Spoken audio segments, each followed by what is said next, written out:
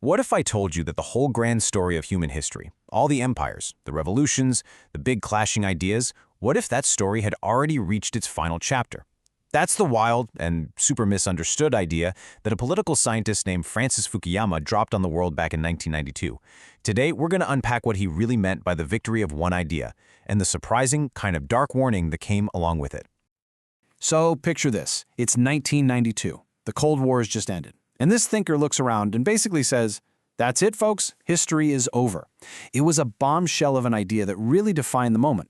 But looking around at our world today with all its conflicts and craziness, you have to ask, right? Was this guy a genius who saw the future, or was he just spectacularly wrong?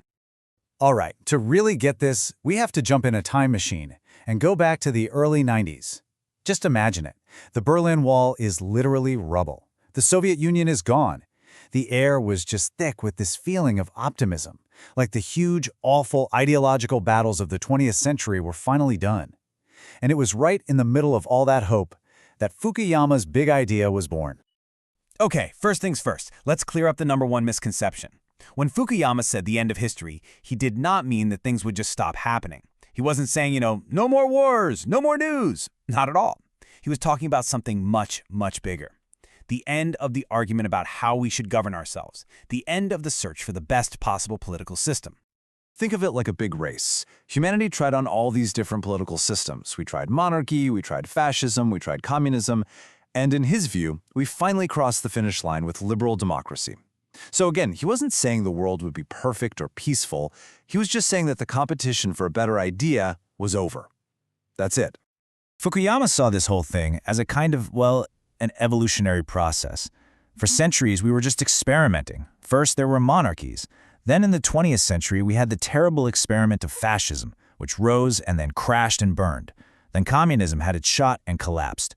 In his mind, these weren't just random things happening. They were all failed tests, leaving just one model still standing. So why? Why did liberal democracy get the gold medal? Well, for Fukuyama, it came down to two things. First, it takes care of our basic material needs with capitalism. Second, it satisfies our desire for freedom with democracy. But then he goes a level deeper, and this is the really interesting part. He brings in this ancient Greek idea called thymos. It's basically that deep-down human need to be seen, to be recognized, to have your dignity respected. A monarchy only recognizes the king. Authoritarianism only recognizes the state. But democracy, he argued, recognizes every single person. But, and this is a huge but, this victory lap came with a very dark warning.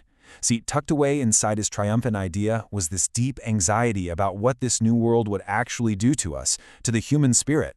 He called it the shadow of the last man.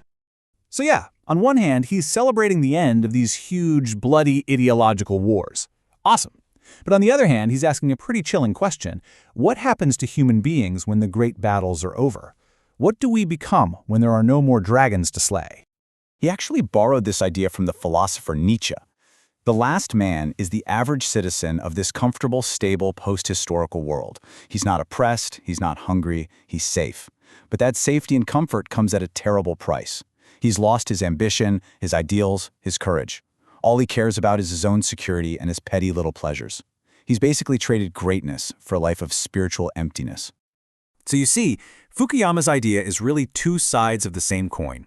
On one side, you have the end of history. That's the triumph, the progress, the freedom. But on the other side, you have the last man, the boredom, the emptiness, a society that's just drowning in comfort and consumerism. And that's the core paradox, the real gut punch. What if we win the whole political game only to lose our very sense of purpose? Of course, the real world doesn't always read the script, right? The ink was barely dry on his book when history itself seemed to say, not so fast. A whole wave of events started happening that began to seriously challenge the entire thesis. And man, the challenges came thick and fast. You had the rise of a newly authoritarian Russia under Putin. Then, bam, 9/11 happens, and suddenly the power of religious ideology is back on the world stage in a massive way. The 2008 financial crisis made a lot of people question Western capitalism. And maybe biggest of all, you had the incredible rise of China, offering the world a powerful, successful model that was explicitly not democratic.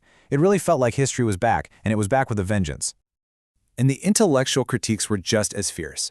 Critics said, hey, this whole idea is way too focused on the West. You're just assuming everyone wants to be like the US or Europe. They said he totally overlooked the power of culture, especially in places like China. Many thought he was just way too optimistic and completely underestimated the powerful pull of things like nationalism and populism, which, I mean, just look around today. And finally, they pointed out that he kind of glossed over the huge problems with inequality that can fester right inside of a democracy. So if history itself seemed to prove him wrong, you might be asking, why are we still talking about this? Well, here's the key. Its real genius wasn't as a perfect prediction. Its real power is as a framework, a way to help us understand the essential struggles of the world we're living in right now. So we should really think of the book less like a failed crystal ball and more like a powerful magnifying glass. It gives us a lens to look at the core tensions of our time, that global push and pull between democracy and authoritarianism, the rise of populism, and our big collective search for meaning in a complicated world. Fukuyama's work really forces us to look at the questions that are more relevant now than ever. Is liberal democracy really what everyone wants deep down? Can it survive huge internal pressures like populism and massive inequality? And maybe the most important one, have we really solved that human need for recognition? Or are people now just turning to new, sometimes dangerous identities just to feel like they matter? Ultimately, this is the question at the very heart of the book, and it's the one I want to leave you with. It's a question not just about politics, but about us. Even if we could perfect our systems and create a world of total peace and prosperity, would that be enough? Would it create a world that's actually worth living in? That's the challenge the end of history still throws at us today.